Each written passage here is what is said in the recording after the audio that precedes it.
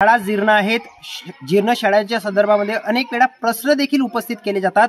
मात्र गेल्या अनेक वर्षांपासून शाळांची परिस्थिती आधी जशी होती अगदी तशीच आहे।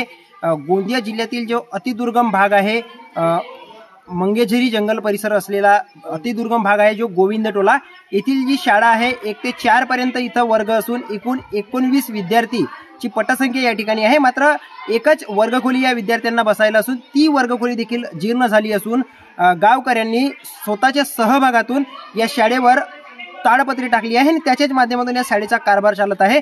आपण जर का माझ्या मागे बघितलं तर ही शाळा अत्यंत जीर्ण झालेली आहे आणि या जीर्ण इमारत झाल्यामुळे खाली पाणी गळतो पावसाळ्यामध्ये आणि याचा त्रास विद्यार्थ्यांना सहन करावा लागतो। याच्या संदर्भात अनेक वेळा जे शिक्षण विभाग आहे याच्याकडे याची तक्रार करण्यात आली, मात्र तरी देखील शिक्षण विभागाच्या वतीने कुठलीही ठोस पावले उचलली गेली नाही। त्याच्यामुळे गावकऱ्यांनीच स्वतःच्या सहभागातून या शाळेवर आता ताडपत्री टाकली असून या विद्यार्थ्यांच्या काहीशा प्रमाणात ज्या समस्या आहेत त्या कमी झाल्या आहेत।